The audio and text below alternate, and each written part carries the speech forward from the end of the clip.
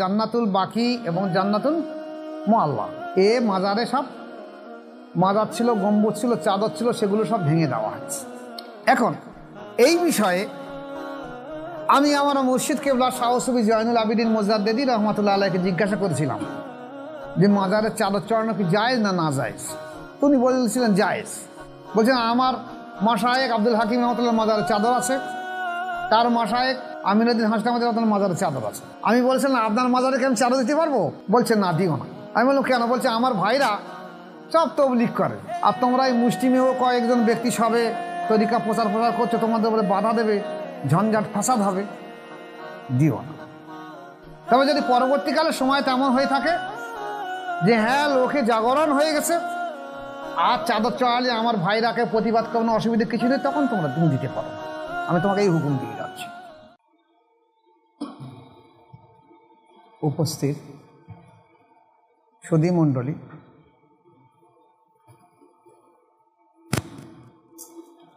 বেশ কিছুদিন ধরে একটা জিনিস নিয়ে আপনাদের সামনে আলোচনা করার জন্য চিন্তা ভাবনা রেখেছিলাম।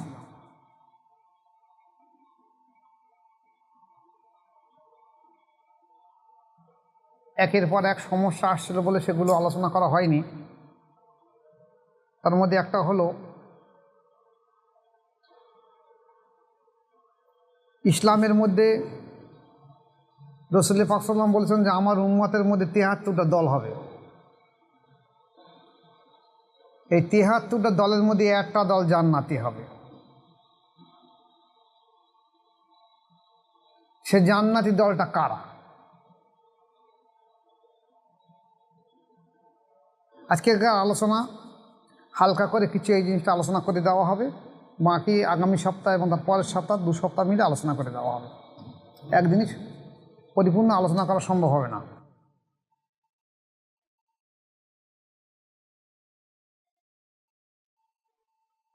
দেখুন, আমরা তরিকায়ে মুজাদ্দেদিয়া করি। মুজাদ্দেদিয়া তরিকা মানে পাঞ্জাবের সেরহিন্দে মুজাদ্দেদ আলপেসানি আহমদ ফারুকি সেরহিন্দ রহমতুল্লাহ আলাইহির তরিকা। যে মুজাদ্দেদের তরিকা উনি ওনার ছেলে খাজা মাসুম রহমতুল্লাহ আলাইহিকে দিয়ে গেলেন, সেই মুজাদ্দেদ তরিকায় আমরা তরিকা করি। এখন মজার জিনিস হলো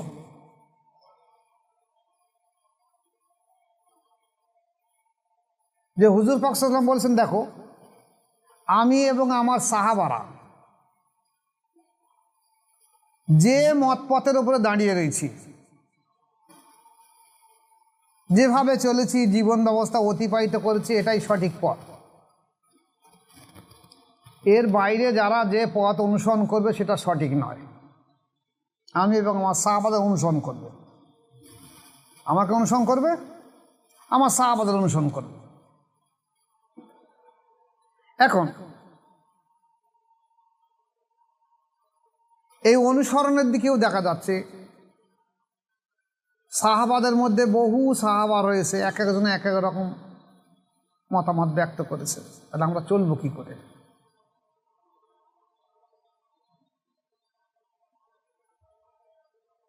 আমি আমার গবেষণালব্ধ জিনিস নিয়ে যতটা গবেষণা করেছি তার মধ্যে আমি একটা জায়গায় এসেছি, সেটা আমি আমার মুরিদদের নিয়ে বিশেষ করে আলোচনা রাখছি এবং তাদেরকে বলছি তোমরা এই মোতাবেক জীবন ব্যবস্থা অতিবাহিত করবে। সেটা হলো শরিয়াতের যে 4টি ইমাম আছে, ইমাম আবু হানিফা রহমতুল্লাহ আলাইহি, ইমাম শাফিঈ, ইমাম মালিকি, ইমাম আহমদ বিন হাম্বল রহমতুল্লাহ আলাইহি, এই 4টে শরিয়াতের ইমামের মধ্যে আমরা যদি কোনো একটা শরিয়াতের ইমামকে অনুসরণ করি, তরিকাতের যে বর্তমানে 4টি ইমাম আছে, কাদেরিয়া তরিকা বড় পীর আব্দুল কাদের জিলানী রহমতুল্লাহ আলাইহি, চিশতিয়া তরিকা খাজা মঈন চিশতি রহমতুল্লাহ আলাইহি, নকশবন্দিয়া তরিকা বাহাউদ্দিন নকশবন্দি রহমতুল্লাহ আলাইহি, আল মোজাদের তরিকা মোজাদ আলপেসান রহমতুল্লাহ আলাইহি এবং ওনার ছেলে মাসুম বিল্লাহ রহমতুল্লাহ। তাহলে আমরা যদি একটা শরিয়াত এবং একটা তরিকাতের মাশায়েখের ইমামদের অনুসরণ করি, তাহলে তাদের অনুসরণটাই হলো আমাদের কাছে বড় জিনিস। তা নাহলে আমরা যদি সব ইমামদের এবং সব তরিকাতের ইমামদের এবং শরীয়তের ইমামদের অনুসরণ করে, দেখা যাবে বিভ্রান্তের মধ্যে পড়ে যাব। কারণ যেমন খাজা সাহেবকে যদি কেউ অনুসরণ করে, তো চিশতিয়া তরিকা ওনারা শামা জায়েজ বলেছে, বড় পীর সাহেব আবার শামা নিষেধ করেছে। আর আমাদের মোজাদ্দেদ তরিকায় বলা হয় যে শামা তো শামা, কোনো ইসলামী গজল পর্যন্ত যেন না গাওয়া হয়, গান যেন না গাওয়া হয়, কারণ মানুষের মন সেদিকে আকৃষ্ট হয়ে যাবে। বরঞ্চ তুমি সর্বসময় তোমার রসনাকে, জবানকে আল্লাহর জেকেরে, অন্তরকে আল্লাহর জেকেরে জারি রেখে দাও। তাহলে আমরা কি করব? আমি আমার সমস্ত মুরিদদের, অনুসারীদের আমি বলে যাচ্ছি যেটা, সেটা তোমরা পালন করবে। এছাড়া যদি এই মোজাদ্দেদের তরিকার অন্য কোনো মাশায়েখ আমার এই বিষয়ের সঙ্গে একমত না হয়, পাশাপাশি অন্যান্য জমাত যদি আমার এই বিষয়ে আলোচনা সম্পর্কে একমত না হয়, আমি তাদের কাছে অনুরোধ রাখব যে আমার ইউটিউবে আমার নাম্বার দেওয়া আছে, আপনারা ফেতনা না জড়িয়ে আমার এই আলোচনাগুলো আপনারা মোবাইলের নাম্বার অনুযায়ী আমার সঙ্গে পরামর্শ করবেন। যদি অনেক বেশি আলোচনা করার দরকার লাগে তাহলে আপনারা চিঠি দিয়ে জানাবেন। তাহলে আমরা উভয়ই মিলে একটা আহলে সুন্নাতুল জামাতের একটা মূল আকীদার জায়গা দাঁড় করাতে পারবো। সাহাবায়ে কেরাম রাদিয়াল্লাহু তাআলা আনহুদের অনুসরণ করার কথা আল্লাহ রাসূল সাল্লাল্লাহু আলাইহি ওয়াসাল্লাম বলেছে, কিন্তু তাহাদের দিকে তাকালে দেখা যায় স্থূল চোখ দিয়ে যে তারা অনেকে ভুলে ভরা ছিল, কিন্তু আসলে কোনো ভুল নয়, যারা যেটা করে সঠিক।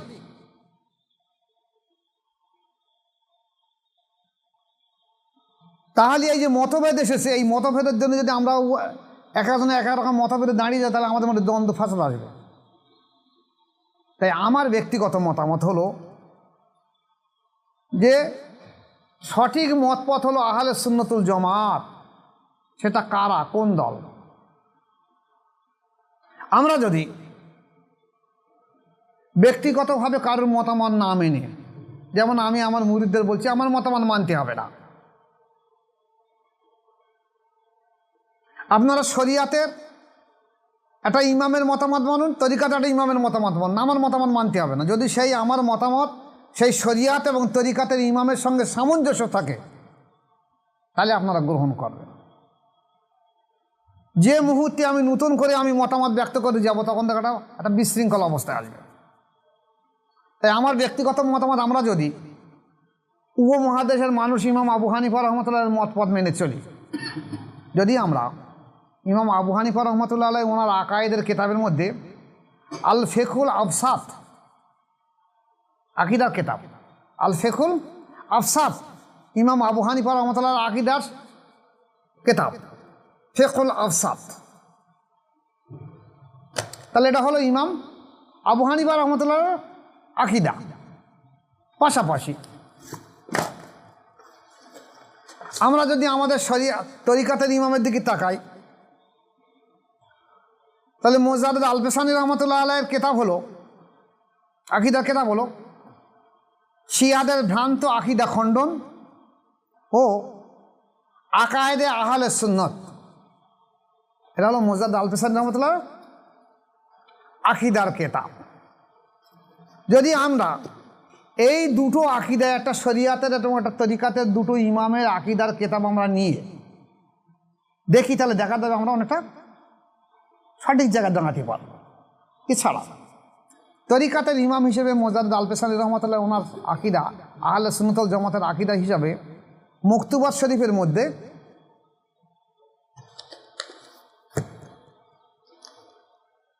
মকতুবাত শরীফের ভিতরে অনেকগুলো চ্যাপ্টার দিয়েছে। তাহলে এই আকীদাগুলো যদি আমরা সঠিকভাবে এক জায়গায় মূল্যায়ন করে আনতে পারি, তাহলে দেখা যাচ্ছে আমরা ভ্রান্ত আকীদা থেকে বেঁচে থাকবো। আজকের আমরা বাংলার বুকে বাস করি, এরা বলছে আমরা আহলে সুন্নতুল জামাত, ওরা বলছে আমরা সুন্নতুল জামাত, ওরা বলছে আমরা অল ইন্ডিয়া সুন্নতুল জামাত, ওরা বলছে আমরা বাংলা আসামের সুন্নতুল জামাত। কিন্তু আমরা বিচার করে দেখব এই জামাতগুলো যে ইমাম আবু হানিফা রহমাতুল্লাহ আলাইহির আকীদার সঙ্গে এবং আমাদের তরিকার একজন সর্দারের আকীদার সঙ্গে ঠিক আছে কিনা আছে। এছাড়া রাসূল পাক সাল্লাল্লাহু আলাইহি ওয়াসাল্লাম বলছেন যে আমি এবং আমার সাহাবারা যার অনুসরণ করা কথা বলা হয়েছে। তাহলে আপনি আসুন, আজকের রাসূল পাক সাল্লাল্লাহু আলাইহি ওয়াসাল্লামের কাছে যে সব মানুষ এসেছিল সবাই বায়াত গ্রহণ করেছিল, সব ভাই। তাহলে আজকের আকীদার মধ্যে একটা মূল প্রধান জিনিস হলো বায়াত গ্রহণ করা।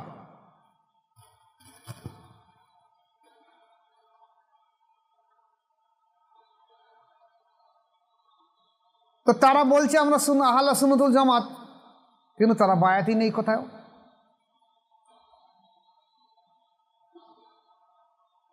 বা যদিও তারা বায়াত হয়ে থাকে, কোন তরিকায় বায়াত সেও বলতে পারে না। এদিকে বলছে আমরা আহলে সুন্নাতুল জামাত, আবার বলছে তরিকার দিক দিয়ে আমরা চিশতিয়া। তা তরিকার দিক দিয়ে যদি চিশতিয়া হয়ে থাকে তাহলে তোমরা তো শামা করতে পারবে, শামা তোমাদের জায়েজ। তাহলে তোমরা বলছো আমরা শামা গাইনি, আবার বলছে আমরা চিশতিয়া তরিকা করি, আবার বলছে আমরা সুন্নাতুল জামাতের অনুসারী। তাহলে আপনারা তো বিভ্রান্ত করে দিচ্ছেন সমাজের বুকে। বরঞ্চ আমি আমার জ্ঞানবুদ্ধি অনুযায়ী এই সম্প্রদায়ের আলিমরা যারা বলেছে আজ আমরা সুন্নাতুল জামাত, আহলে সুন্নাতুল জামাত, আহলে সুন্নাতুল জামাত বাংলা আসাম বিভিন্ন রকম দল মত তৈরি করছে, আমার জ্ঞানমত এরা অধিকাংশ আহলে সুন্নাতুল জামাতের আকীদার মধ্যে নেই। এরা একটা জমাতের নাম দিয়েছে আহলে সুন্নাতুল জামাত। যেহেতু রাসূল পাক সাল্লাল্লাহু আলাইহি ওয়াসাল্লাম বলছে আমার জান্নাতের দল আহলে সুন্নাতুল জামাত, তাই সেটা মানে নাম দিয়েছে আমরা আহলে সুন্নাতুল জামাত। আকীদার ঠিক নেই, ওদের আকীদায় ঠিক নেই। এই আকীদা ঠিক নেই যেমন একটা গল্প বলি বুঝতে পারবেন।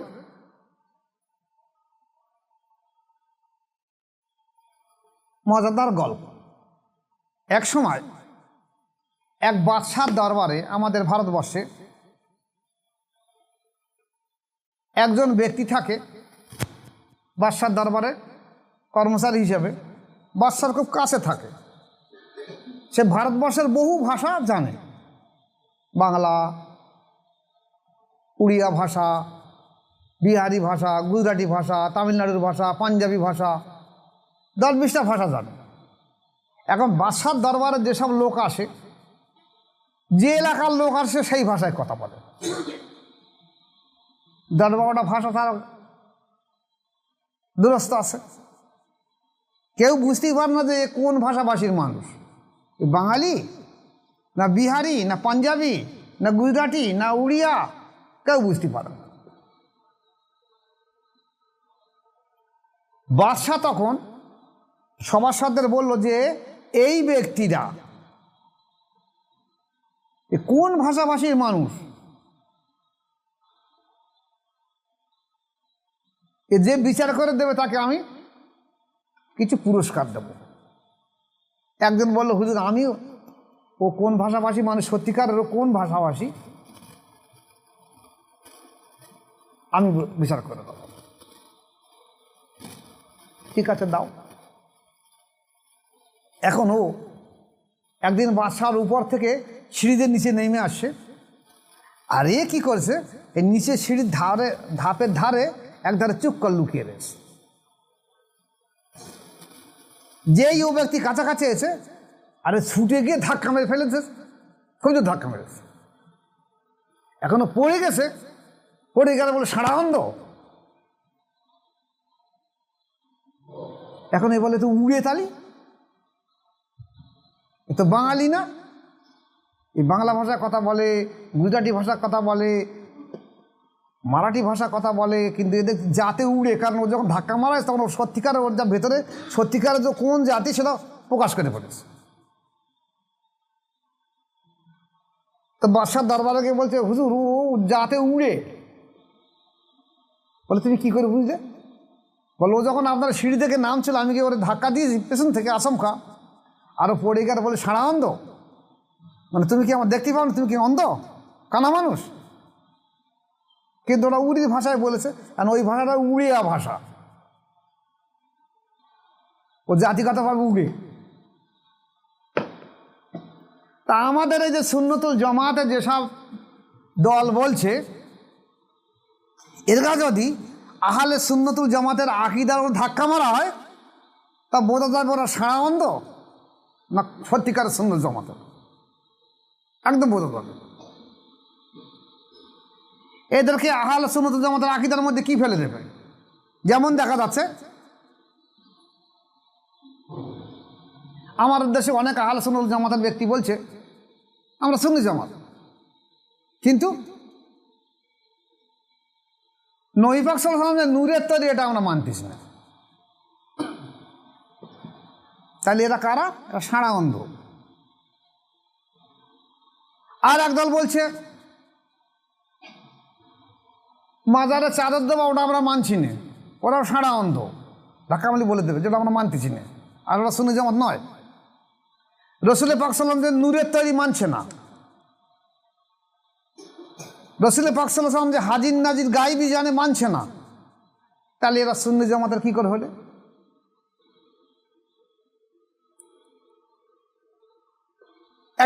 একটা দুটো উদাহরণ দিয়ে দিচ্ছে, দেখে নেন। যেমন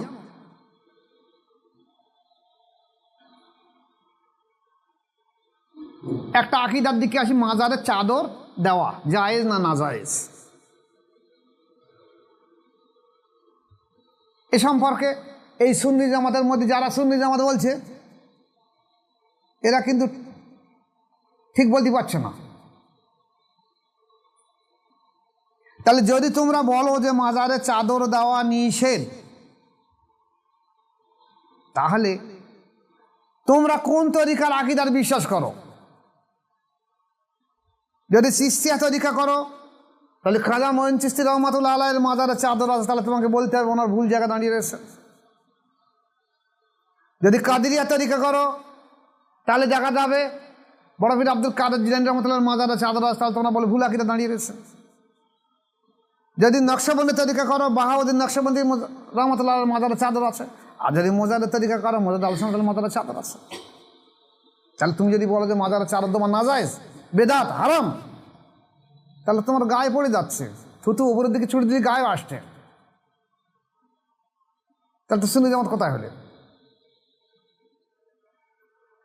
আমরা দেখেছি বিশেষ করে যারা পাঞ্জাবের সেরিন্দি গিয়েছে, আমাদের তরিকা মোজাদের তরিকা হিসেবে আমরা গিয়েছি বেড়াতে, মোজাদ আল হাসান মাজার উপর চাদর আছে চড়ানো, মাসুম মিল্লাহ রহমতুল্লাহ মাজারে চাদর আছে।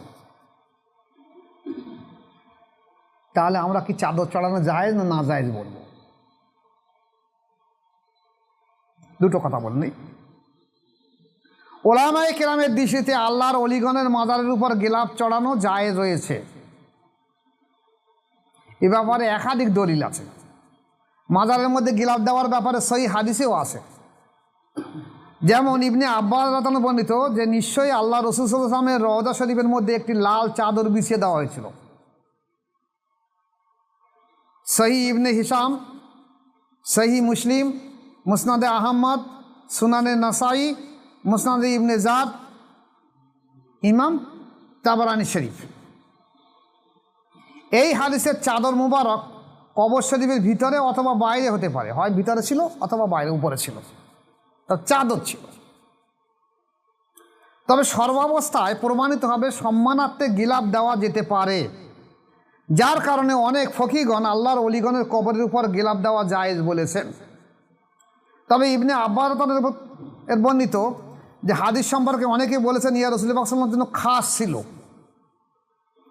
আল্লাহর অলিগণের মাজারের উপর গিলাফ চড়ানোর ব্যাপারে ওলামা, ফিকাহগণ স্পষ্ট ফতোয়া প্রদান করেছেন। যেমন এই ব্যাপারে বিশ্ববরেণ্য ফকি মুহাদ্দিস আল্লামা ইসমাইল হাক্কি রহমাতুল্লাহ আলাইহি বলেছেন কি,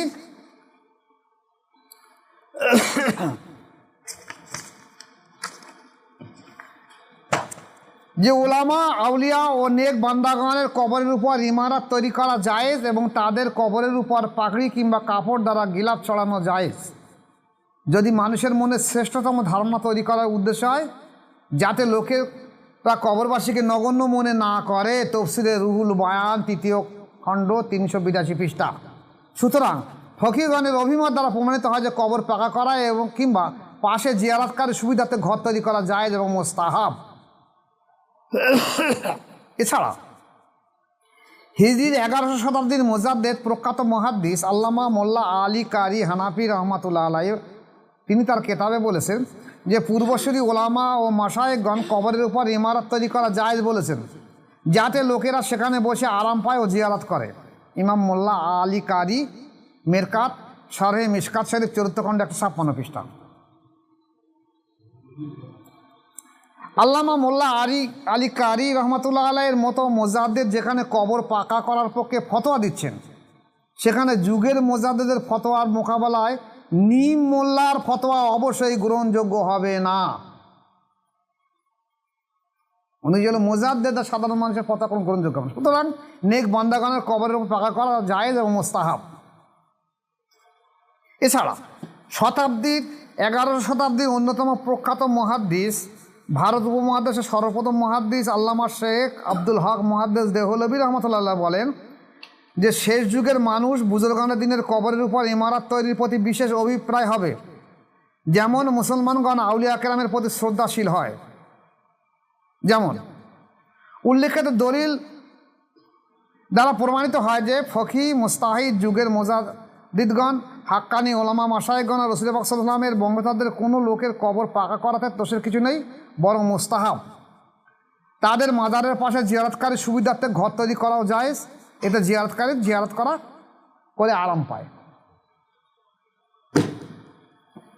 এখানে মজার জিনিস আসে।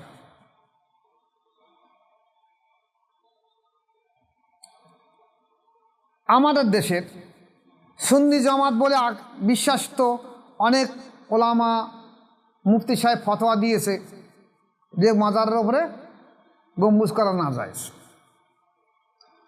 কিন্তু তিনি মারা যাওয়ার পর তার মাজারের উপরে গম্বুজ মিনার হয়েছে। আমি আর নাম করছি না। এখন আমি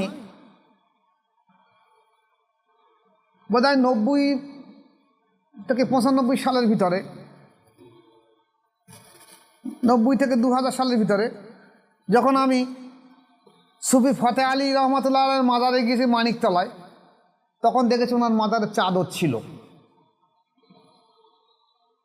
দেখেছি, আমি নিজের চোখে দেখেছি, আমার শোনা কথা নয়। এখন নেই, এখন নেই। কিন্তু ফতে আলী সাহেবের শায়েখ নূর মোহাম্মদ নিজামপুরি সাহেবের মাজারে চাদর আছে।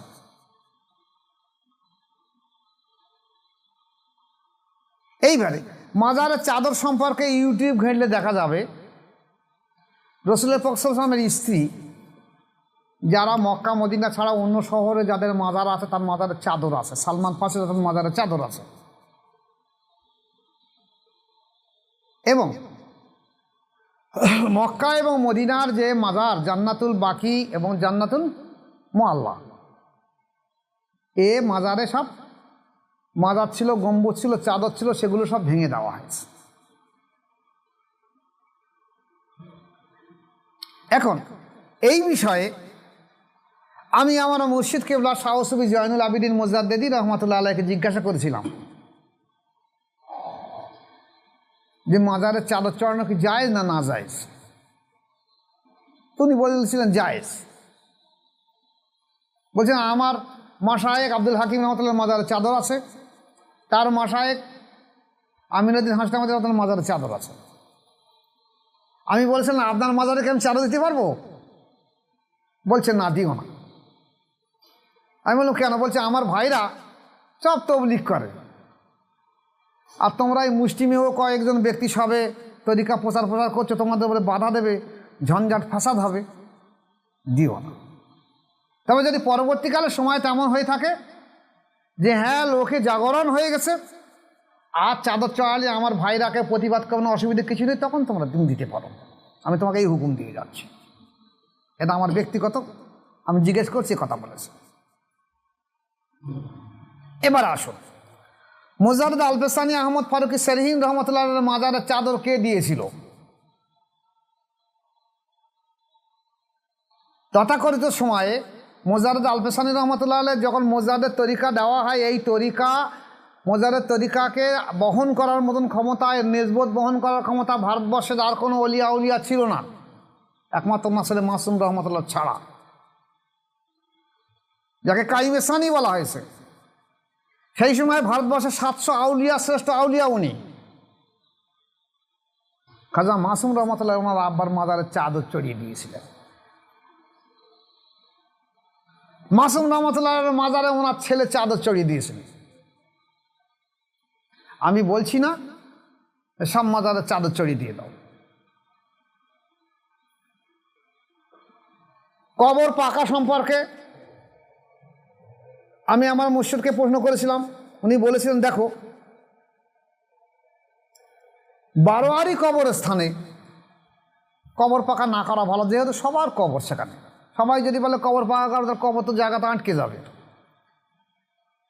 তবে যদি কোনো অলিয়া উলিয়া হয়, তার মুরিদ থাকে, তারা ফয়েজ বরকতের জন্য মাশায়েখের মাজারের পাশে এসে জিয়ারত করতে পারে,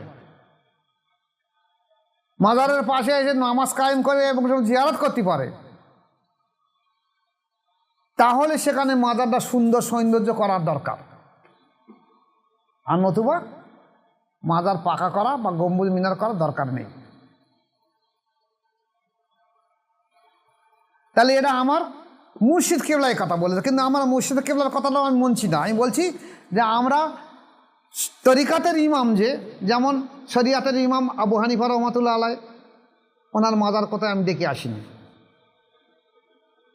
কিন্তু তরিকাতের ইমাম মুহাম্মদ আল-সালাতুল্লাহর মাজার দেখেছি চাদর আছে। তাহলে আমরা নিষেধ মনে করছি, যেহেতু হাদিসও দিয়েছে রাসূলুল্লাহ মাজারে চাদর গেলাপ আছে। তাহলে একটা জিনিস সমস্ত বিশ্বের অলিয়া উলিয়াদের মাজারে চাদর আছে, তাহলে ভুল হতো না। আমি বলছি না যে আপনারা মাজারে চাদর দেবেন বা দেবেন না, কিন্তু সুন্নি জামাতের আকীদা হলো নিষেধ নয়, আহলে সুন্নাতের আকীদা হলো নিষেধ নয়। যারা বলছে না চাদর চড়ানো যাবে না, এরা কিন্তু ষড়যন্ত্র, এটা আসলে সুন্নি জামাতের লোক নয়। কিন্তু বসে চুপ করে,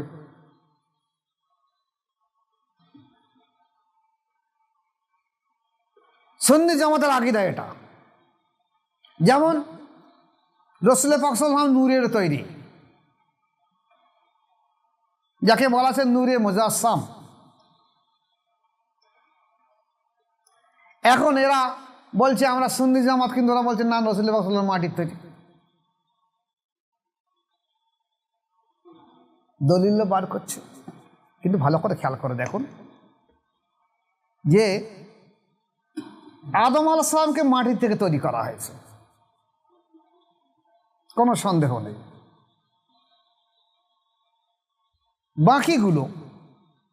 বাকি মানুষগুলো, আদম যারা তৈরি হয়েছে, মানুষ তৈরি হয়েছে, এরা কিন্তু পুরুষ এবং স্ত্রীর শুক্রাণু এবং ডিম্বাণু থেকে তৈরি হয়েছে। তাহলে এরা মাটির মানুষ নয়। যদি কেউ বলে ইনি মাটির মানুষ, তাহলে ভুল বলায়। উনি তো পুরুষ এবং ওনার মা এবং বাপের শুক্রাণু এবং ডিম্বাণু থেকে তৈরি হয়েছে, তাহলে মাটি করে থেকে গেছে। মাটি আদম আলাইহিস সালাম তৈরি করা হয়েছে, এমনকি হাওয়া আলাইহিস সালাম মাটিতে তৈরি কেউ বলতে পারবে না, আদম আলাইহিস সালাম মাটি থেকে তৈরি করা হয়েছে।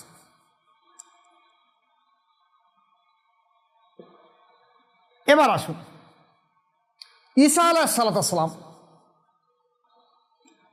ওনাকে আবার মা বাপের শুক্রাণু আর ডিম্বাণু থেকে তৈরি করা হয়নি, ওনাকে তৈরি করা হয়েছে জিবরাইল আলাইহিস সালামের ফুঁড়ের মাধ্যম দিয়ে। কেউ বলছে ওনার গালে, ওনার মায়ের গালে ফুঁ দিয়েছিল, কেউ বলছে ওনার মায়ের চেহারার দিকে জিবরাইল আলাইহিস সালাম ফুঁ দিয়েছিল, সেই ফুঁয়ের মাধ্যম দিয়ে ওনার মা গর্ভবতী হয়েছে। তাহলে এখানে মাটি তৈরি হচ্ছে না। পাশাপাশি হাওয়া আলাইহিস সালামের জন্মের ইতিহাস বার করুন, কিভাবে তৈরি হয়েছে। তাহলে আমরা মনুষ্য সৃষ্টির বহু রকম উপাদান পাচ্ছি, তাহলে সবারকে ঘাড়ে আমরা মাটি তৈরি করে দিচ্ছি কেন? মাটি হলো একটা পদার্থ,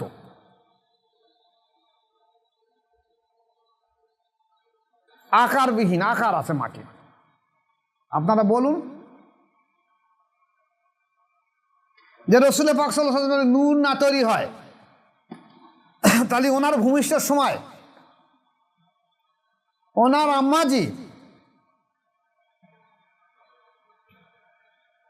হযরতে আমিনা রাদিয়াল্লাহু তাআলা আনহা বা আমিনা আলাইহিস সালাতু ওয়াস সালাম বলতে পারেন, রাদিয়াল্লাহু তাআলা আনহা বলতে পারেন। এ আবার বহু আলেমরা আবার এই ইউটিউব দেখে আবার ঝগড়া বাঁধাবে যে ওনাকে আলাইহিস সালাতু ওয়াস সালাম বলা হবে কেন, উনি কি নবী? তাহলে আমি প্রশ্ন করবেন, প্রশ্ন এখানে করা হবে যে মরিয়ম আলাইহিস সালাম কি নবী ছিলেন? আসিয়া আলাইহিস সালাম কি নবী ছিলেন? তাহলে আসিয়া আলাইহিস সালামকে যদি আলাইহিস সালাম বলা হয়, মরিয়ম আলাইহিস সালামকে যদি বলা হয়, তাহলে যিনি নূরে মুহাম্মাদের ধারক বাহক, তাকে আলাইহিস সালাম বলতে আপনাদের এত কষ্ট ভোগ হচ্ছে কেন? কেন আপনার কি সাড়া আনন্দ নাকি? নিশ্চয়ই আপনারা সুন্নি জামাতের আকীদার মানুষ নন। আমাদের প্রচলিত অবস্থায় আজকের সন্তান ভূমিষ্ঠ হবার অবস্থা হলো কি, যে হয় নারীদের যেখানে সন্তান ডেলিভারি হওয়ার জায়গা সেখানতে হবে, আর না হলে সিজার করা হবে। দুটো জায়গা রয়েছে। কিন্তু রসুল পাক সাল্লাল্লাহু আলাইহি ওয়াসাল্লামের সিজারও করা হয় না, আর আমরা যেরকম প্রচলিত ভূমিষ্ঠ হয় সেরকমভাবে ভূমিষ্ঠ হয়নি। ওনার ভূমিষ্ঠের ইতিহাস দেখা হয়েছে যে হযরতে মা আমিনা রাদিয়াল্লাহু আনহা বলেছেন, মা আমিনা আলাইহিস সালাম বলেছেন যে সেই সময় আমার সন্তান যখন ভূমিষ্ঠ হয় তখন আমার একটা ঘুম ঘুম ভাব, একটা জজবার মতো না পয়দা হয়েছে। সেই সময় রুহানিভাবে সমস্ত নবীদের স্ত্রীরা বা মায়েরা এসে হাজির হয়েছে, এবং আমি দেখেছি যে আমার যেন বাম স্তনের নিচের দিক দিয়ে একটা আলোর ছটা বাইর হয়েছে। সেই আলোর ছটায় এখান থেকে 300 থেকে 500 কিলোমিটার সিরিয়া শহর, সেই শহর পর্যন্ত সব আলোয় আলোকিত হয়েছে। ফলে আমি খালি চোখে আসি, আমি খালি চোখে দেখছি, এটা স্বপ্ন নয়। সেই আলোয় আলোকিত হওয়া আমার পক্ষে সম্ভব নয়, কিন্তু আমি দেখছি সেই আলোয় আলোকিত হয়ে একটা নূর যেন আমার সামনে অবতীর্ণ হয়েছে। সেটাই হলো নূরে মুজাসসাম জনাবে মুহাম্মদ রাসূলুল্লাহ সাল্লাল্লাহু আলাইহি ওয়াসাল্লাম। তাহলে তিনি নূর না কি হবে? আসুন অন্যান্য জায়গায় আসুন। মা আয়েশা সিদ্দিকা রাদিয়াল্লাহু তাআলা আনহা, আমার দেশের মেয়েরা দেখেছেন সে লাফানি দড়ি খেলায়। অনেকে আবার লাফানি দড়ি না থাকলে এই রুমাল, মেয়েদের সেই ওড়না নিয়ে পাকদে পাকদে লাফানি দড়ির মতো খেলায়। এখন মা আয়েশা সিদ্দিকা রাদিয়াল্লাহু তাআলা সেই রকম বাড়ির সামনে খেলাধুলো করছে, রাসূল পাক সাল্লাল্লাহু আলাইহি ওয়াসাল্লাম আসছে, আর উনি ওনার ওই ওড়না নিয়ে ঘুরপাক দিয়ে দিয়ে খেলাধুলো করছে। রাসূল পাক সাল্লাল্লাহু আলাইহি ওয়াসাল্লাম আসছে, মা আয়েশা চিন্তা করলেন যে হুজুর আসলে আমার দিকে তো আসবে, আমি এই ওড়না দিয়ে হুজুরকে এইভাবে বেডটা টেনে কাছের দিকে আনবো। এখন হুজুর পাক সাল্লাল্লাহু আলাইহি ওয়াসাল্লাম যেই কাছাকাছি এসেছে, মা আয়েশা সিদ্দিকা রাদিয়াল্লাহু তাআলা কী করলেন, ওড়না দিয়ে হুজুর পাক সাল্লাল্লাহু আলাইহি ওয়াসাল্লামকে এই ধারে পিছন থেকে বেড দিয়ে টেনে এনেছে। তাহলে হুজুর পাক কাছে আসবে, দেখা গেল রাসূল পাক সাল্লাল্লাহু আলাইহি ওয়াসাল্লাম দাঁড়িয়ে রয়েছে, এই ওড়না ওনার থেকে একদম বেরিয়ে সোজা চলে এসছে।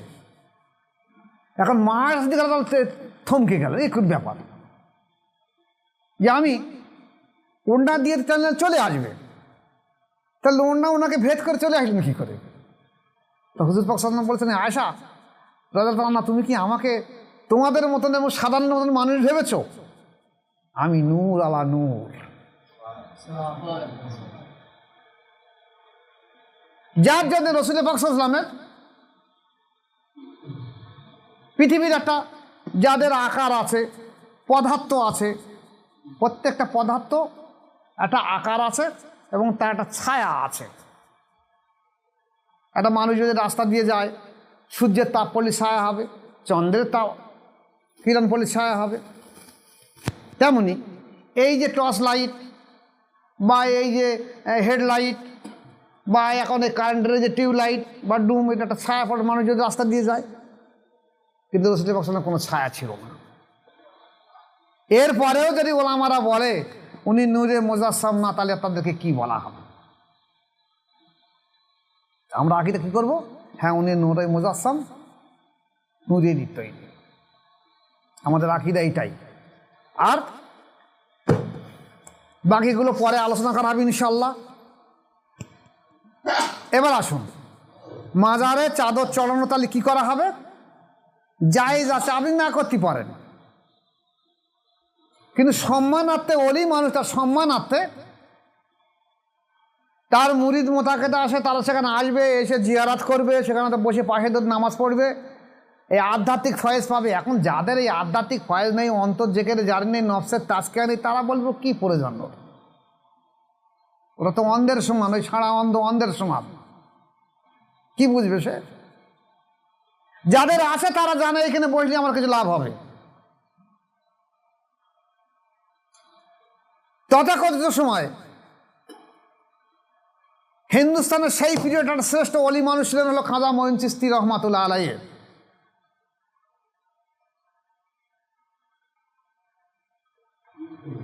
তিনি সেই সময়ের আর একজন, ওনার 30 বছর আগে একজন বিখ্যাত অলি মানুষ ছিলেন ভারতবর্ষের বুকে, তার নাম হলো আলী হাজভারি রহমাতুল্লাহ আলাইহি, যার মাজার লাহোরে, পাকিস্তানের লাহোরে। এখন তখন এই পাকিস্তান ভারতবর্ষে এক ছিল, এখন ওটা আলাদা হয়ে গেছে। তখন এক ছিল বলে যোগাযোগ সহজ ছিল। খাজা মঈনুদ্দিন চিশতি আজমিরি রহমাতুল্লাহ আলাইহি, উনি মাঝে মাঝে ওই লাহোরে আলী হাজভারি রহমাতুল্লাহ মাজারে ওখানে গিয়ে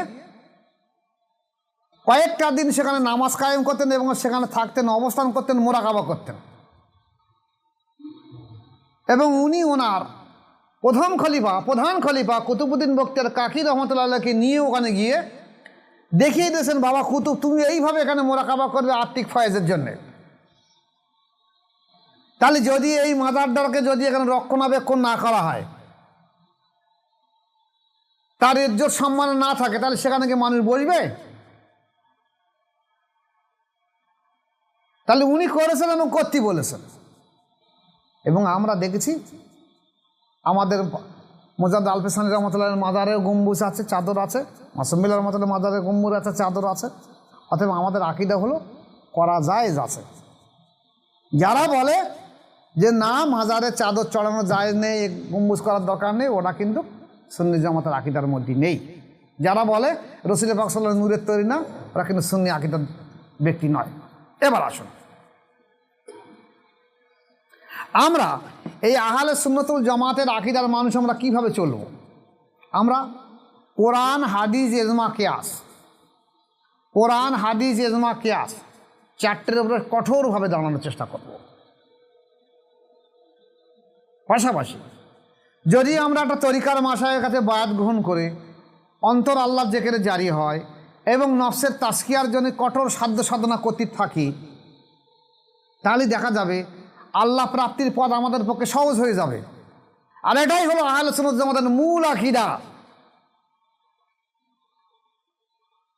যে আল্লাহ প্রাপ্তি, আল্লাহর পরিচয় পাওয়ার হলো মূল আকীদা। নবীরা এসেছে সাধারণ মানুষকে, পথহারা মানুষকে আল্লাহর সঙ্গে পরিচয় করে দেওয়ার জন্য, কিন্তু তার পরবর্তী প্রজন্মের অলিয়া উলিয়ার এসেছে তার আগে নবীর সঙ্গে পরিচয় করে দেওয়া, তারপর আবার তার মাধ্যম দিয়ে আল্লাহর সঙ্গে পরিচয় করে দেওয়া।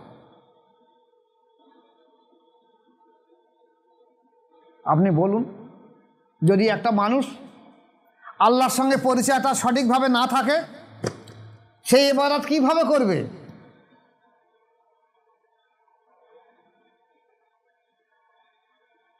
যেখানে হাদিসে কুরসিতে বলা হয়েছে জনাবে রসুল পাক সাল্লাল্লাহু আলাইহি ওয়াসাল্লামকে, রসুল পাক সাল্লাল্লাহু আলাইহি ওয়াসাল্লাম জিবরাইল আলাইহিস সালামকে জিজ্ঞাসা করেছিলেন, জিবরাইল আলাইহিস সালাম রসুল পাক সাল্লাল্লাহু আলাইহি ওয়াসাল্লামকে জিজ্ঞাসা করেছিলেন যে হুজুর এহসান কাকে বলে? রসুল পাক সাল্লাল্লাহু আলাইহি ওয়াসাল্লাম এহসান তাকে বলা হবে তুমি এমনভাবে ইবাদত করো যেন তুমি তাকে দেখছো, আর যদি তোমার চক্ষু তেমন না থাকে তাহলে মনে করো তিনি আপনাকে দেখছে, তিনি তোমাকে দেখছে। এই যে এহসানের অবস্থা, তুমি আল্লাহকে দেখছো বা আল্লাহ তোমাকে দেখছে, এই অনুভূতি আনার জন্যই তো আজ ইবাদত। এই কারণে তো মানুষ নামাজের মধ্যে দাঁড়িয়ে বলছে ইহদিনাস সিরাতাল মুস্তাকিম, হে আল্লাহ তুমি আমাকে সরল সঠিক পথ দেখাও। কাকে বলছে? আল্লাহ পাককে বলছে। সিরাতাল লাযিনা আনআমতা আলাইহিম, সেই পথে যে পথে তোমার প্রিয়জন চলে গেছে সেই পথ আমাকে দেখাও। সেই পথ নয় যে পথে তোমার গজব আযাব অভিশাপ, সে পথে নয়। তাহলে প্রিয়জনরা হলো নবী, রসুল, সিদ্দিক, সালেহীন, তাদের দিকে তাকানো বলা হয়েছে। তাহলে আমি বলছি এরা আমরা, এবং আমরা তা করছি উল্টো। তাই আমরা আহলে সুন্নাতুল জামাতের আকীদার মধ্যে যদি দাঁড়াতে ইচ্ছা হয় তাহলে কঠোরভাবে শরীয়তের উপরে পাবন্দ দিতে এবং তরিকাতের উপরে পাবন্দ দিতে হবে। নতুবা শুধু সুন্নাতুল জামাত বলে নাম লিখিয়ে অ্যাডভার্টাইজ দে হ্যান্ডবিল বার করে। এই কয়েকদিন আগে হিঙ্গলগঞ্জ থেকে, আমি আর নাম বলছি না, একজন ব্যক্তি আমার এখানে এসে বললেন যে হুজুর আমি একটা সুন্নাতুল জামাতের দল তৈরি করব, আপনি আমাকে সহযোগিতা করুন। আমি তুমি কোথায় বায়াত আছো? বলছে আমি তো অনেক জায়গায় বায়াত আছি।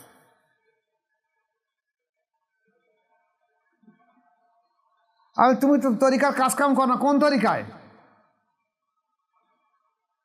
তো সে তরিকাই বলতেই পারে না। সে বলতে আমি ওড়ার তরিকায় কাজ করি, আমি বেরেলির তরিকায় কাজ করি, আমি ফুরফুরার তরিকায় কাজ, মানে কিছু বলতেই পারে না। অত সে একটা সুন্নাতুল জামাত বলে একটা দল তৈরি করবে। আমার বলছে আপনার সহযোগিতা করো। আমি বলছি তুমি এক জায়গায় বায়াত হয়ে অন্তঃশুদ্ধ তাজকিয়া নফস করো, ওটাই হলো সুন্নাতুল জামাত।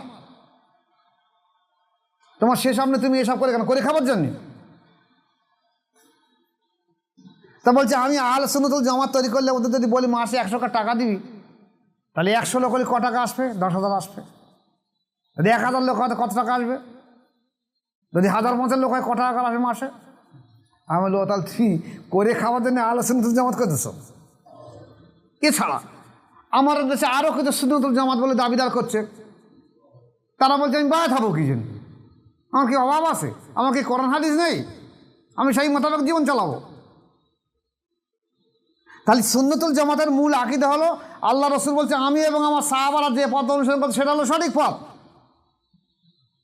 তা সাহাবারা বায়াত করেছে এবং বায়াত হয়েছে এবং বায়াত করিয়েছে, রসুল পাক সাল্লাল্লাহু আলাইহি ওয়াসাল্লাম বায়াত করিয়েছে, এর মাধ্যম দিয়ে তারা চরিত্র সংশোধন করেছে, আল্লাহ পর্যন্ত পৌঁছে দিয়েছে। তোমরা বলতো সেটা করবো না। আবার অনেকে আছে যে বাঁচার তাগিদে সুন্নাতুল জামাত করেছে, বাঁচার তাগিদে। যখন দেখেছে ঘাড়ের উপরে কাফির ফতোয়া আসছে, তখন বাঁচার তাগিদে সুন্নাতুল জামাত তৈরি করেছে যে আমরা কাফের না, আমরা সুন্নাতুল জামাতের মধ্যে, আমরা গোল জামা গায়ে দেবো, আমরা গোল টুপি পরবো, আমরা আজানের পরে হাত তুলে মোনাজাত করবো, আমরা কিয়াম করব, আমরা 40-এ করবো, অথবা আমরা সুন্নাতুল জামাত। সুন্নাতুল জামাত ওর মধ্যে হয় নাকি? সুন্নাতুল জামাতের আকীদা আছে তো, যে আকীদা ইমাম আবু হানিফা রাহমাতুল্লাহ আলাইহি ফিকহুল আফসাতের ভিতরে দিয়েছে, যে আকীদা মুজাদ্দিদ আল ফিসানি রাহমাতুল্লাহ আলাইহি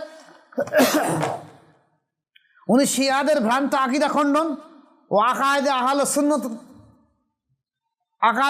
আকায়েদে আহলে সুন্নাত কিতাব লিখেছে। তাহলে একটা শরিয়াত এবং তরিকাতের দুটো ইমামের কিতাব এক জায়গায় রেখেছে, আপনি দেখুন না আপনি তার মধ্যে আছেন কি না আছেন। আপনি বলছেন আমি সুন্নাতুল জামাত।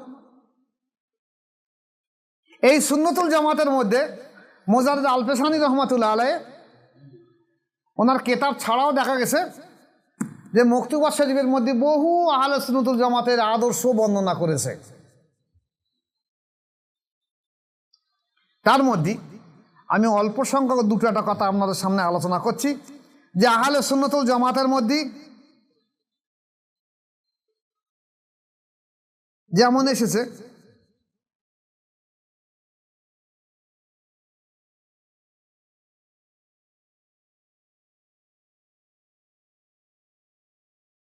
যে ৭৩ ফেরকার মধ্যে আহলে সুন্নাতুল জামাতের দলে যে নাজাত প্রাপ্ত তদ্বিষয় এবং অন্যান্য বেদাতি দলের কুৎসা ইত্যাদির বিষয় হইতে বর্ণনা হইবে।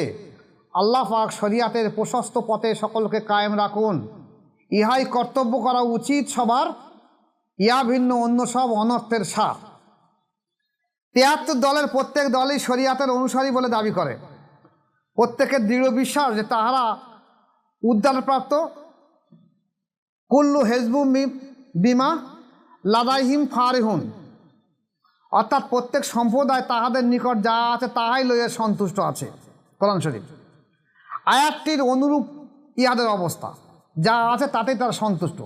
অতি সত্যবাদী পয়গম্বর হযরত মুহাম্মদ সাল্লাল্লাহু আলাইহি ওয়াসাল্লাম উহাদের মধ্য হইতে যে দলটি উদ্ধারপ্রাপ্ত তার পার্থক্যের চিহ্ন যা বলিয়াছেন তা এই, আল্লাযীনা হুম আলা মা আনা আলাইহি ওয়া আসহাবি, অর্থাৎ উক্ত উদ্ধারপ্রাপ্ত দলটি ওই দল যে দল ওই পথে আছে যে পথে আমি এবং আমার সাহাবাগণ আছে। এ স্থলে শরিয়াতের কর্তা স্বয়ং নিজের কথা উল্লেখ করা যথেষ্ট হওয়া সত্ত্বেও সাহাবায়ে কেরামদের উল্লেখ করার অর্থ এখানে হইতে পারে যে সকলেই যেন অবগত হয় যে সাহাবা কেরামদের পথ তার পথ এবং একমাত্র উহাদের অনুসরণের প্রতি পরকালের উদ্ধার নির্ভরশীল।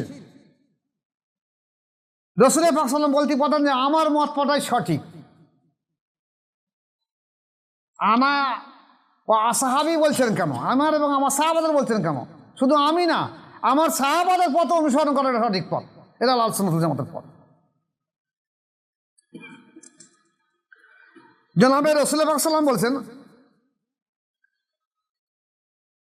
আল্লাহ পাক ফরমায়েছেন, মাই ইউতির রাসূল ফাকাদ আতা আল্লাহ, যে ব্যক্তি রাসূল পাক সাল্লাল্লাহু আলাইহি ওয়াসাল্লামের আদেশ পালন করলো সে ব্যক্তি নিশ্চয়ই আল্লাহ তাআলার আদেশ পালন করলো। অতএব রাসূল পাক সাল্লাল্লাহু আলাইহি ওয়াসাল্লামের আদেশ পালন অবিকল আল্লাহ তাআলার আদেশ পালন এবং তার হুকুম অমান্য করায় আল্লাহ তাআলার হুকুম অমান্য করা। যাহারা আল্লাহ তাআলার আজ্ঞাধীন হওয়াকে রাসূল পাক সাল্লাল্লাহু আলাইহি ওয়াসাল্লাম আজ্ঞাধীন হওয়ার বিপরীত ধারণা করে, আল্লাহ পাক তাহাদের অবস্থা বর্ণনা করত তাহাদেরকে কাফের বলিয়া উল্লেখ করিয়াছেন। যথা আল্লাহ পাক ফরমায়েছেন, ইরিদুনা আই ইউফাররিকু বাইনুল্লাহি ওয়া রাসূলিহি, অর্থাৎ তাহারা চাইতেছে যে আল্লাহ ও তার রসুলের মধ্যে পার্থক্য করে। আর যাহারা বলে যে আমরা ইহার উপর স্বীকার করি এবং কিছু স্বীকার করি, আমরা ইহার কিছু স্বীকার করি এবং কিছু স্বীকার করি না, তারা ইহার মধ্যে কোনো পথ বা সুযোগ অন্বেষণ করতেছে, ইহারাই প্রকৃত কাফের। সুতরাং আমাদের আলোচ্য বিষয় এই যে সাহাবাগণের অনুসরণের বিপরীতভাবে হযরত নবী করিম সাল্লাল্লাহু আলাইহি ওয়াসাল্লামের অনুসরণের দাবি করা অমূলক দাবি এবং ইয়া রাসূল পাক সাল্লাল্লাহু আলাইহি ওয়াসাল্লাম নাফরমানি করা ওই মাত্র। এখন আসুন, আলোচনা অনেক বড় হয়ে যাবে। যেমন আমি এবং আমার আসহাবদের অনুসরণ করার কথা বলা হয়, তাদেরকে মেনে নেওয়া অনুসরণ করার কথা। এখন সাহাবাদের মধ্যে দেখা যাচ্ছে বহু সুন্নি জামাতের মত আছে, তারা বলে সুন্নি জামাত, কিন্তু তারা দেখা গেছে হযরত ওমর ফারুক, হযরত আবু বকর, হযরত ওসমান রাদিয়াল্লাহু আনহুকে উপরে একটা কুধারণা রাখে। কেউ আল্লাহ তাআলা সম্পর্কে কুধারণা রাখে, এটা সুন্নি জামাতের মধ্যে নয়। কেউ কেউ এমন কথা বলে যে রাসূল পাক সাল্লাল্লাহু আলাইহি ওয়াসাল্লামের পর্দা বা ওফাত না হওয়ার পরে যখন বায়াত হয়েছিল ৩৩ থেকে ৩৮ হাজার মানুষ একসঙ্গে আবু বকর সিদ্দিক যখন বায়াত হয়েছিল তখন আল্লাহ তাআলা বায়াত হয়নি কেন? হিংসার বশত কথা বলে, এটা ঠিক নয়। যেহেতু রাসূল পাক সাল্লাল্লাহু আলাইহি ওয়াসাল্লাম পর্দা নিয়েছে, তাই আহলে বায়াতরা কেঁদে সব জ্বালালার অবস্থা। উনি তাদের সান্ত্বনা দেওয়ার সমাজের বাধ্য হয়ে এখানে থাকতে পারেনি। পরে উনি আল্লাহ তাআলার উপর এসে বলেছিলেন কি, যে সমস্ত সৃষ্টির মধ্যে বর্তমানে শ্রেষ্ঠ ব্যক্তি হলো হযরত আবু বকর সিদ্দিক রাদিয়াল্লাহু আনহু। এবং উনি আবু বকর রাদিয়াল্লাহু কাছে বায়াত গ্রহণ করেছিলেন। এটা হলো আনুগত্যের বায়াত। বায়াত মানে নফসের তাজকিয়ার বায়াত না, যে আমি তোমাকে রাষ্ট্র ক্ষমতার কামালাতের নবুয়াতের রাষ্ট্র ক্ষমতার দায়িত্ব আমি তোমাকে মেনে নিয়ে নিচ্ছি, এই বায়াত গ্রহণ করেছিলেন। কিন্তু অনেকে আহলে সুন্নাত ওয়াল জামাত বলে তারা এইসব সম্পর্কে বাজে মন্তব্য করে। আল্লাহ রাসূল সাল্লাল্লাহু আলাইহি বলছেন, দেখো আসাবিকার নুজমি আইম একটা দায়িত্ব মেহতা দায়িত্ব, আমার সাহাবারা নক্ষত্র সমতুল্য, যে কেউ যাকে অনুসরণ করবে সে হেদায়েত প্রাপ্ত হবে। সাহাবাদের সামনে কোনো বাজে মন্তব্য করতে পারবে না। আজকে দেখা যাচ্ছে তারা সুন্নি জামাত বলে দাবি করে তারা মুআবিয়া রাদিয়াল্লাহু সম্পর্কে বাজে মন্তব্য করছে, যেন সাহাবা না। তুমি কোন তরিকার অনুসরণ করো, কোন ইমামের মত মানো? প্রত্যেকটা ইমামের কথা বলেছে, শরিয়াতের এবং তরিকাতের ইমাম। আমি দুটো কথা আসছি। তরিকাতের ইমামের দিকে বড় পীর আব্দুল কাদের জিলানী রাহমাতুল্লাহ আলাইহি বলেছেন যে মুআবিয়া রাদিয়াল্লাহু এমন সাহাবা, তিনি যে ঘোড়ায় পিঠে চড়ে যেতেন, সেই ঘোড়া পায়ের খুর যেখানে পড়তো সেই খুরের ধুলোর উপযুক্ত আমি আব্দুল কাদের নই, যেহেতু উনি রাসূল পাক সাহাবা। মুজাদ্দিদ আল-ফিসানি রাহমাতুল্লাহ বলেছেন কি, যে মুআবিয়া রাদিয়াল্লাহু বিশ্বস্ত সাহাবা, তার সম্পর্কে কোনো মন্তব্য করবে না। এই সম্পর্কে আমি ইউটিউবে একটা দিয়েছিলাম আমার আলোচনা, যে আমিও তখন এই কাদিরিয়া চিশতিয়া বা ভ্রান্ত আকীদার এইসব কিতাবপত্র দেখে মুআবিয়া রাদিয়াল্লাহু সম্পর্কে আমার একটা খুব খারাপ ধারণা ছিল। একদিন দেখলাম যে রাসূল পাক সাল্লাল্লাহু আলাইহি ওয়াসাল্লাম আমাকে বললেন যে ওর তুমি মুআবিয়া সম্পর্কে কোনো কুধারণা রাখবে না, তিনি আমার বিশ্বস্ত সাহাবা। বুঝে এসছে? আমি বললাম হ্যাঁ বুঝে এসছে, আমি আর কুধারণা রাখবো না। উনি তবুও আমাকে এই বিশ্বাসের উপরে পরিপূর্ণ আস্থা রাখার জন্যে ওনার হাত মোবারক আমার সিনার উপরে কয়েক পলক রাখলেন। রাখার সঙ্গে সঙ্গে দেখা গেল আমার অন্তর থেকে মুআবিয়া রাদিয়াল্লাহু সম্পর্কে যে কুধারণা ছিল সঙ্গে সঙ্গে দূরীভূত হয়ে গেল। যাওয়ার সঙ্গে সঙ্গে মুআবিয়া রাদিয়াল্লাহু সম্পর্কে কুধারণা পয়দা হয়ে গেল আমার ভিতরে। তাহলে এই যে সুন্নি আকীদার উপরে দাঁড় করানো বা সাহাবাদের উপরে আকীদা সঠিক রাখার জন্যে, এটা রাসূল পাক সাল্লাল্লাহু আলাইহি ওয়াসাল্লামের ছাড়া সম্ভব নয়। জীবনে মানুষ যদি বলে আমি বিশ্বাস রাখে, তা সম্ভব নয়। আল্লাহ এবং আল্লাহ রসুলের সোহবতের মাধ্যম দিয়ে সম্ভব। তাহলে যদি রাসূল পাক সাল্লাল্লাহু আলাইহি ওয়াসাল্লাম আমাকে এই পদ্ধতির মাধ্যমে না আনতে, তাহলে আমি হয়তো বিভ্রান্ত গোমরাহ হয়ে যেতাম। তাহলে সেই সাহাবাদের সম্পর্কে কোনো রকম বাজে মন্তব্য করা যাবে না। উপরন্তু তোমরা এমনই সুন্নি আকীদা বললো দাবি করছো যে তোমরা হুসাইন রাতানুকে যারা শহীদ করেছে কারবালার প্রান্তরে, সেই এজিদের সম্পর্কে তোমরা রাদিয়াল্লাহু তাআলা বলছো, এটাও তো একটা খারাপ আকীদা।